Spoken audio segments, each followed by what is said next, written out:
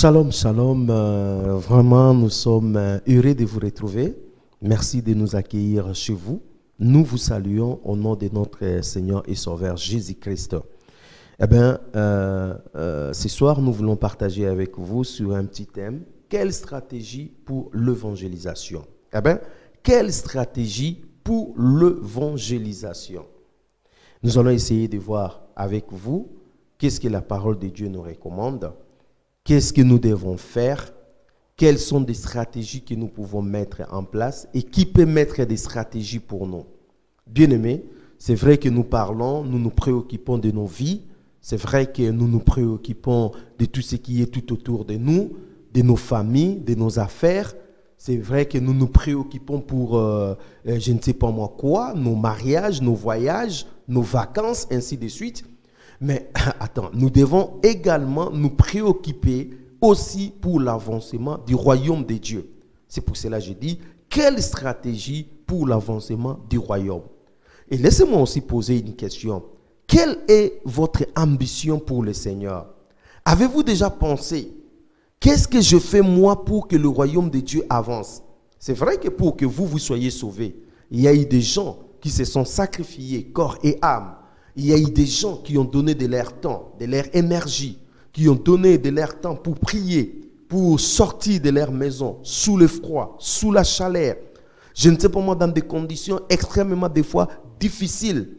Ils ont mis ça en œuvre pour que vous soyez sauvés. À votre tour, qu'est-ce que vous faites pour que le royaume de Dieu avance? Qu'est-ce que vous faites pour que le royaume de Dieu puisse aller jusqu'aux extrémités de la terre? Qu'est-ce que vous faites pour que le membre de votre famille soit sauvé, vos amis soient sauvés, vos collègues soient sauvés, tous ceux qui sont tout autour de vous soient sauvés? Qu'est-ce que nous faisons, bien-aimés, dans le Seigneur? Et beaucoup de gens n'ont aucune ambition pour le Seigneur. Ils ont les ambitions pour eux-mêmes, mais pour Jésus-Christ, ils n'ont aucune ambition. C'est pour cela que je suis en train de vous poser la question aujourd'hui. Quelle stratégie pour avancer le royaume des cieux? Dans Matthieu au chapitre 28, à partir du verset 18, écoute ce que le Seigneur nous recommande, la grande commission. Jésus s'étant approché, leur parla ainsi: tout pouvoir m'a été donné dans le ciel et sur la terre. Allez, faites de toutes les nations des disciples, le baptisant au nom du Père, du Fils et du Saint-Esprit, et enseignez-leur à observer tout ce que je vous ai prescrit. Et voici, je suis avec vous tous les jours jusqu'aux extrémités, jusqu'à la fin du monde. Donc, la parole de Dieu nous dit, le Seigneur nous recommande d'aller et de faire de toutes les nations des disciples. Il ne dit pas que non, seulement des pasteurs qui vont aller. Il ne dit pas que seulement des anciens qui vont aller. Il ne dit pas que seulement des apôtres, des prophètes qui vont aller. Il dit tout le monde, tout ce qui est disciple doit aller. Il doit aller jusqu'aux extrémités de la terre. Il doit aller jusqu'à la mesure du possible pour faire de toutes les nations des disciples. Cela veut dire évangéliser. Cela veut dire enseigner la parole de Dieu. Cela veut dire faire de sorte que des âmes soient arrachées de l'enfer. Cela veut dire que des âmes doivent être sauvées, quitter la mort, quitter la perdition, quitter la voie qui amène à la perdition, revenir à notre Seigneur et Sauveur Jésus-Christ, au royaume de la lumière, au royaume de Dieu. Qu'est-ce que nous faisons? Quelle est notre ambition pour Dieu? La Bible nous dit d'aller et de faire de toutes les nations des disciples. Combien de fois nous partons, bien-aimés, dans le Seigneur? Combien de fois nous faisons des programmes pour dire aujourd'hui j'aimerais aller, j'aimerais faire le mouvement? C'est vrai, dans nos programmes, je vous dis, peu de fois nous avons le temps pour le Seigneur. Dans nos programmes, sincèrement, nous n'avons pas assez de temps pour Dieu. Nous avons à planifier nos vacances depuis de longs mois. Nous avons à planifier déjà nos projets depuis de longs mois. Mais pour le Seigneur, bien-aimés dans le Seigneur, rien. Rien, nous ne planifions rien. Nous disons, oh oui, pour le salut des âmes, c'est vrai, le frère Blaise va s'en occuper, le frère tel va s'en occuper. Mais vous, bien-aimés dans le Seigneur, combien de gens vous évangélisez? Combien de gens vous parlez du Seigneur, vous partagez avec eux la parole? Alors que le Seigneur nous dit, allez, faites de toutes les nations. Cet aller-là est une impérative. allez. Cela veut dire c'est une obligation, c'est un devoir indispensable pour tout enfant de Dieu de faire ce mouvement d'aller. Bien-aimés dans le Seigneur, mais aujourd'hui des chrétiens, des disciples de Jésus, ceux qui se disent vraiment aimant Dieu, en réalité, ils ne font pas de mouvement, ils ne font rien, ils sont là bras croisés, ils sont là en train de se préoccuper des choses qui n'ont rien à voir avec l'évangile. Des fois, nous sommes tombés dans la distraction, nous sommes tombés dans des séries, nous sommes tombés dans des choses qui nous bloquent, qui nous distraient, qui ne permettent pas à ce que nous puissions avancer avec l'évangile. Bien-aimés dans le Seigneur, réveillons-nous chrétiens, parce que le royaume des cieux doit avancer, et le royaume des cieux ne peut avancer que par toi et par moi, lorsque nous prenons la décision de nous lever et d'évangéliser.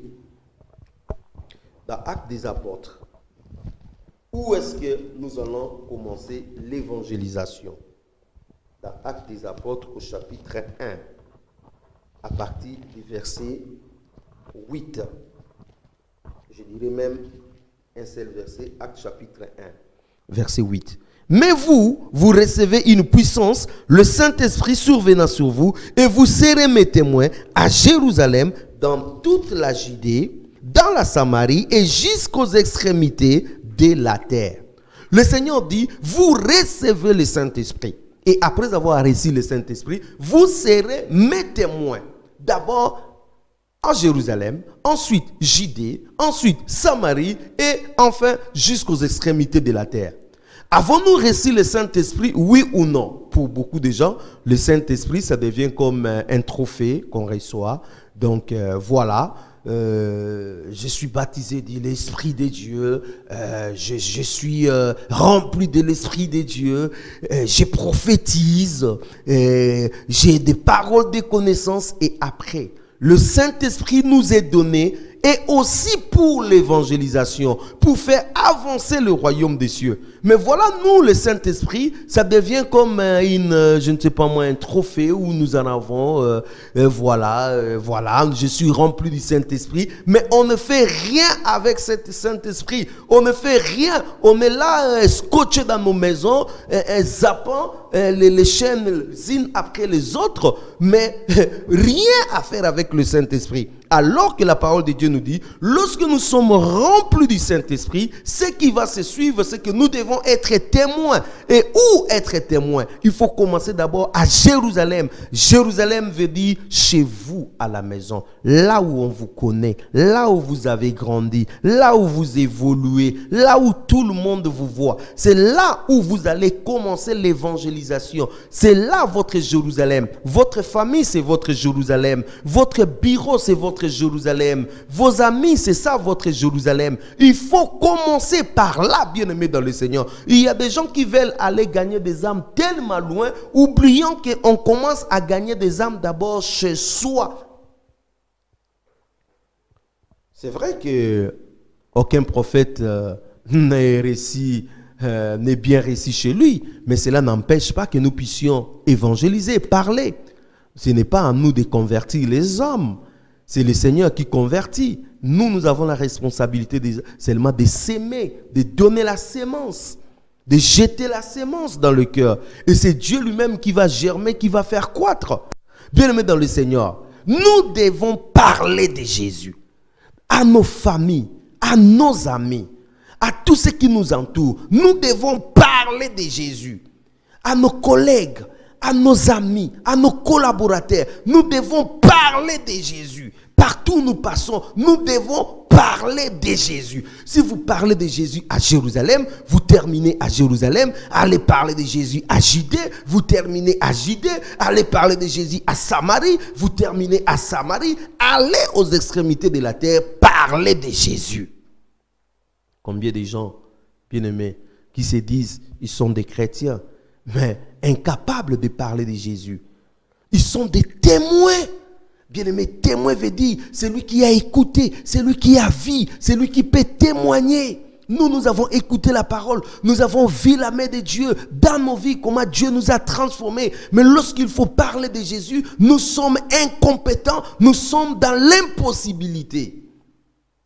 témoin veut dire aussi martyr, quelqu'un qui est prêt de mourir pour Jésus. Êtes-vous certain que vous pouvez mourir pour Jésus? Êtes-vous prêt de mourir pour Jésus? Être martyr comme Paul, comme Pierre, comme Jacques, comme Étienne, comme tous ces disciples qui ont aimé Jésus jusqu'au sacrifice suprême de leur vie. Est-ce que nous sommes prêts à y arriver là? Bien-aimés dans le Seigneur, commençons à évangéliser là, dans nos familles. Commençons à évangéliser là, bien-aimés dans le Seigneur, où les gens nous connaissent. Commençons par ne fût-ce que dire un mot. Alors, comment y arriver? Dans 2 Timothée, au chapitre 4, à partir du verset 2, je lirai même le verset 2, la Bible dit: prêchez la parole, insiste en toute occasion, favorable ou non, reprend, censure, exhorte, avec toute douceur et en instruisant. Donc, la parole de Dieu nous dit, dans 2 Timothée au chapitre 4, le verset 2, que insiste, prêche la parole, insiste en toute occasion, favorable ou non, insiste. Bien aimé, que l'occasion soit favorable ou non, s'il faut même que tu provoques une discussion, un débat pour que tu introduises la parole de Dieu, bien aimé, tu dois le faire. Que les conditions ne soient réunies ou pas réunies, vous devez évangéliser. Que ça marche ou ça ne marche pas, vous devez évangéliser, bien-aimés dans le Seigneur. Bien-aimés, nous devons évangéliser. Nous sommes restés immobiles. Des chrétiens sont devenus immobiles. Des chrétiens n'avancent plus. Des chrétiens ne font plus avancer le royaume. Des chrétiens sont dans la distraction. Et pendant ces temps, ce sont les musulmans qui gagnent le terrain. Ce sont les occultistes qui gagnent le terrain. Ce sont des gens bizarres qui gagnent le terrain. Et nous, les enfants de Dieu, nous croisons les mains. Nous ne disons rien. Nous ne parlons pas de notre Jésus. Mais lorsque nous sommes là devant Jésus, nous lui disons, nous t'aimons, nous t'aimons. Mais si réellement vous aimez ce Jésus, pourquoi vous ne devez pas parler de ce Jésus à tes parents, à tes enfants, à tes tantes, à tes oncles, à tes amis, à tes collègues? Pourquoi vous ne parlerez pas de ce Jésus-là? Beaucoup de gens, ils sont chrétiens, mais les gens ne savent même pas qu'ils sont chrétiens. Ils ont honte, même pour porter leur Bible. Ils mettent leur Bible dans un sac pour qu'aucune personne découvre qu'il a même une Bible. Il a honte de dire que non, ouais, tu as un vieux truc avec toi. Bien aimé dans le Seigneur Jésus dit, celui qui aura honte de moi maintenant, j'aurai honte de lui aussi devant mon Père. Si tu as honte de Jésus, laisse-moi te dire, tu seras surpris. Ce jour-là, le Seigneur Jésus aura aussi honte de toi. Que l'occasion soit favorable ou non, prêche Jésus, bien-aimé dans le Seigneur. Que l'occasion soit favorable ou non, insiste avec la parole de Dieu. Il faut que lorsque les gens te voient, ils savent déjà, oh non, il va parler de Jésus. Lui là, il ne va pas nous rater. Je me rappelle quand je grandissais, bien sûr, j'ai accepté le Seigneur Jésus-Christ très jeune, j'avais 14 ans. Aujourd'hui, je tends déjà à 42. Donc, j'ai fait vraiment du chemin. Ben, ce n'est pas assez glorifié, mais c'est la réalité. Je me rappelle, quand j'avais, je crois, 19, 20 ans, les amis me fouillaient. Parce que quand ils me voient de loin, ils disent, oh, regarde, ce frère-là, il vient, il va nous parler. Avant que tu arrives dans cet endroit-là, eh bien, ils ont déjà taillé. Parce qu'ils ont peur que tu vas leur parler de Jésus. Il faut que ta tête annonce la parole. Il faut que ta tête annonce l'évangile. Lorsque quelqu'un te voit, il sait déjà, ah, j'aurai une bonne part aujourd'hui. Lorsque quelqu'un te voit, il voit déjà, ah, non, il va parler de son Jésus ici. Et si par malheur, je surprenais mes amis, personne ne bougeait. Ils arrêtaient leur causerie, ils arrêtaient tout. Parce que là, maintenant, c'est moi qui imposais maintenant la parole. Bien aimé. Aujourd'hui, comment expliquer? Nous sommes avec des gens, nous parlons de tout, sauf de la parole de Dieu. Comment expliquer ça?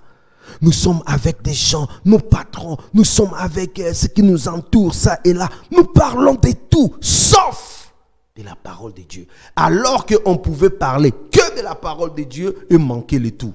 Mais nous faisons maintenant le contraire. Quel genre de disciples nous sommes? Quel genre de témoins nous sommes? Comment nous allons faire avancer le royaume? Comment la parole de Dieu atteindra les extrémités de la terre si nous sommes incapables de témoigner Jésus? Eh bien, le Seigneur nous interpelle. Lèvons-nous. Parlons de Jésus. Laissez-moi vous dire une chose. On est en train de parler de quelle stratégie pour évangéliser, pour faire avancer le royaume des cieux. Quelle stratégie, bien-aimés. Chacun de vous est connecté à un réseau social. Vous avez des téléphones. Évangéliser ne fût-ce que par des SMS. Envoyer des SMS dès le matin. Jésus t'aime. Envoie à cet homme-là qui lise cela. C'est possible, bien-aimés dans le Seigneur. Envoyez des SMS, ne fût-ce que par votre téléphone. Vous pouvez déjà gagner des âmes. Terminez là. Va dans WhatsApp. Va dans Viber. Évangélisez, bien-aimés dans le Seigneur. Au lieu de passer tout ton temps en ne faisant qu'écouter des nouvelles. Bien-aimés dans le Seigneur, vous pouvez évangéliser. Faites des petites phrases. Envoyez à vos amis. Faites des petites vidéos. Envoyez. Évangélisez. Envoyez des versets bibliques. Sur WhatsApp, sur Viber. Sur tous ces réseaux sociaux, bien-aimés dans le Seigneur. Vous avez Facebook. Pourquoi pas mettre vos murs de parole de Dieu. Dans vos murs, la parole de Dieu dans vos murs. Mais non, on se précipite seulement lorsqu'on est bien habillé, tiré à 4 épingles. On met sa photo comme ça, les cheveux comme ça, on met là comme ça. Mais pour la parole de Dieu, rien. Un petit témoignage qui vous a plu, qui peut sauver une âme, vous pouvez mettre dans votre mire. Quelque chose, une parole que vous avez écoutée, un verset biblique que vous avez lu, mettez ça. Une pensée, mettez ça. Une phrase, juste, bien aimé, mettez dans votre Facebook.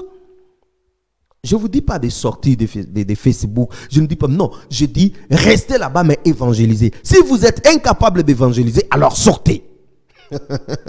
Ne sors pas. Mais à condition d'évangéliser. Mais si vous êtes incapable d'évangéliser, alors sortez. Sortez, au lieu de perdre votre temps. Vous avez la possibilité d'aller sur YouTube, mettre des vidéos comme nous le faisons. Bien aimé, mettez des vidéos pour la gloire de Dieu. Mettez des vidéos pour que ça touche des âmes. Afin que le royaume de Dieu soit peuplé de gens. Oh, que Dieu soit béni, bien-aimé dans le Seigneur. Merci pour tous ces frères qui font un grand travail sur YouTube, sur Facebook, sur des Viber, tous ces réseaux sociaux, en train d'évangéliser, de faire avancer le royaume de Dieu. Que Dieu vous bénisse. Soyez bénis dans vos travails, dans vos maisons, dans vos familles. Dieu se souviendra de vous. Évangélisez, parlez, insiste, que l'occasion soit favorable ou non. Parlez de Jésus. Mais seulement ne restez pas esclaves de YouTube, de Facebook. Parce qu'il y a des gens, une fois terminé sur Facebook, bye bye, c'est fini. Non, il faut aller aussi à la rencontre de ces âmes, dans ces corps à corps, bien-aimés dans le Seigneur. J'aime bien prêcher sur YouTube, j'aime bien prêcher sur le média, j'aime bien prêcher dans tous ces réseaux sociaux. Mais ça ne suffit pas pour moi de rester là. Je ne suis pas satisfait de rester là, bien-aimés dans le Seigneur. J'aime bien les corps à corps. Parlez de Jésus aux gens dans des hôpitaux. Parlez de Jésus dans des prisons. Parlez de Jésus dans des coins de rue. Parlez de Jésus dans des bus. Parlez de Jésus dans les avions là où je voyage. Parlez de Jésus dans des bus. Parlez de Jésus partout. Ou bien aimé, où j'ai la possibilité de placer et moi je place. Et j'aime les corps à corps. C'est pour cela, à part les YouTube tels que vous nous voyez ici, nous allons à la rencontre des âmes pour leur parler de Jésus. Nous sommes dans des assemblées pour parler de Jésus. Parce que nous voulons ces contacts. C'est dans ces contacts que vous chassez des démons. C'est dans ces contacts que vous priez pour le malade et le malade soit guéri. C'est dans ces contacts que vous écoutez les âmes, comment ça souffre. C'est dans ces contacts, bien-aimés, c'est merveilleux ces contacts. Je suis contre des prédicateurs de YouTube qui ne font pas de mouvement vers les âmes. Oui, j'aimerais bien que vous évangélisez sur YouTube, j'aimerais bien que vous évangélisez sur Facebook, j'aimerais bien que vous évangélisez sur tous ces réseaux sociaux, mais j'aimerais aussi que vous quittez ces réseaux sociaux et que vous puissiez aller dans des rues, dans des maisons pour être en contact avec des âmes. Comme Paul, il était dans des maisons, il parlait de Jésus. Paul, il était à l'école d'un certain Tyrannus. Il parlait de Jésus. Ça, c'est dans Actes des Apôtres, chapitre 19, les versets 9 à 10. On nous parle. Il louait même. Il a pris cette école. Vous pouvez louer même des salles. Vous pouvez louer même des parcs. Vous pouvez louer même, je ne sais pas moi. Allez-y, parlez de Jésus. Organisez des réunions, des rencontres, parlez de Jésus. Paul, il était allé jusqu'à Aéropage. Dans l'Aéropage, dans Actes au chapitre 17, le verset 22. Partout où il y avait des gens, Paul allait évangéliser. Il ne raisonnait pas deux fois. S'il faut aller au stade, il va aller au stade pour évangéliser. S'il peut aller je ne sais pas dans quel marathon, il va aller pour évangéliser. S'il faut aller au cinéma, il va aller au cinéma pour évangéliser. Si vous allez avec vos objectifs, lui, il vient vous suivre là avec son objectif qui était d'évangéliser. De parler de Jésus. Bien aimé dans le Seigneur. Parler de Jésus. Il poursuivait les Juifs jusque dans des synagogues. Il parlait de Jésus. Lorsqu'on lui dit que non, le maman était réuni dans une rivière là, il suivait les mamans jusque dans la rivière. Il parlait de Jésus. Bien aimé dans le Seigneur. Nous sommes aujourd'hui tellement limités dans nos bâtiments. Eh bien, nous attendons les âmes dans nos bâtiments. Nous faisons des communiqués. Venons s'il vous plaît dans nos bâtiments, remplissez les bâtiments. Nous attendons les gens dans nos bâtiments. Nous sommes le plus malheureux. Nous attendons des âmes. Les âmes, on ne les attend pas. Les âmes, on va à les rencontres, bien-aimés dans le Seigneur. Un enfant de Dieu véritable n'attend pas des âmes, mais il va à la rencontre des âmes. Même si ce n'est pas médiatisé. Parce qu'aujourd'hui, tout ce que nous faisons, on aime bien mettre dans le média. Des fois, les motivations sont impures pour qu'on voie, oui, c'est moi qui travaille, moi, ceci, cela. Laissez-moi vous dire, prenez votre caméra, jetez à côté, va à la rencontre des âmes. Il y a quelqu'un qui est au ciel, qui va se souvenir de vous et qui voit le travail. Ce jour-là, vous allez avoir une couronne comme récompense, une grande couronne, parce que vous avez évangélisé. Ceux qui auront annoncé l'évangile brilleront comme les étoiles, bien-aimés dans le Seigneur. Nous avons la responsabilité d'évangéliser. Vous allez au marché, évangéliser. Vous allez au supermarché, évangéliser. Vous allez à l'hôpital, évangéliser. Vous prenez le métro, évangéliser. Vous prenez les trains, évangéliser. Vous prenez les taxis, évangéliser. Vous prenez l'avion, évangéliser. Vous allez, je ne sais pas moi, au travail, évangéliser, que l'occasion soit favorable ou non. Annonce Jésus, parle de Jésus, que les gens te trouvent tu es un fou pour Jésus. Eh bien, à partir d'aujourd'hui, je sais que beaucoup de gens ont pris de belles résolutions, des résolutions de commencer à parler de Jésus comme un fou. J'aime ça, bien-aimé dans le Seigneur. Parler de Jésus comme un fou.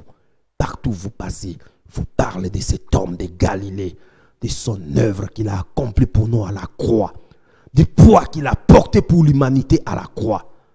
Parlez de Jésus, de sa mort, de sa résurrection.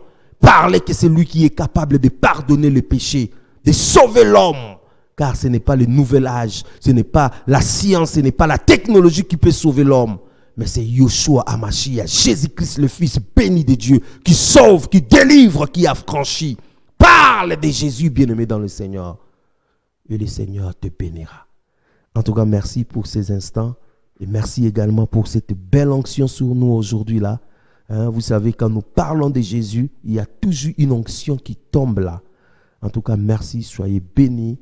Merci pour tout. Soyez encouragés. Prenez la décision de parler de Jésus à tous ceux qui sont tout autour de vous, de commencer à faire des choses extraordinaires pour Jésus.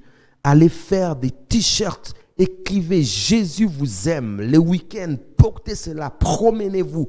Vous allez imposer tout le monde à vous lire. Et lorsqu'ils vous lisent, ils liront Jésus t'aime. C'est ça aussi évangéliser. Bien aimé, il n'y a pas une stratégie. La stratégie pour évangéliser, c'est le Saint-Esprit. Si quelqu'un vous dit que non, voici la stratégie pour évangéliser, c'est un menteur. C'est le Saint-Esprit qui va vous inspirer. Et laissez-moi vous dire, si le Saint-Esprit vous inspire quelque chose pour l'évangélisation, ça sera tout à fait magnifique. Alors que Dieu vous bénisse. Merci pour les inspirations que vous aurez du Saint-Esprit pour évangéliser, pour faire avancer le royaume, pour gagner des âmes. Que le Seigneur vous bénisse abondamment. Vous, les disciples de Jésus, vous, les témoins de Jésus, qui avez pris la décision de passer en acte. Soyez bénis dans vos maisons, soyez bénis dans votre travail, soyez bénis dans votre ministère, soyez bénis dans votre ambition pour gagner des âmes pour Jésus. Soyez bénis au nom de Jésus-Christ, notre Seigneur et Sauveur, qui revient bientôt. Nous avons dit Amen.